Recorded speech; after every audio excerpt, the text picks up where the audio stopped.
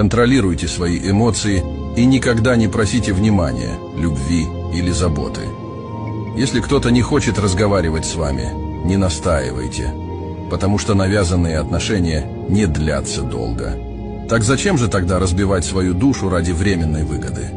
Держите себя в руках и отдаляйтесь ради своего душевного и эмоционального благополучия. Вы хороший человек. Вы просто пытаетесь доказать это не тому,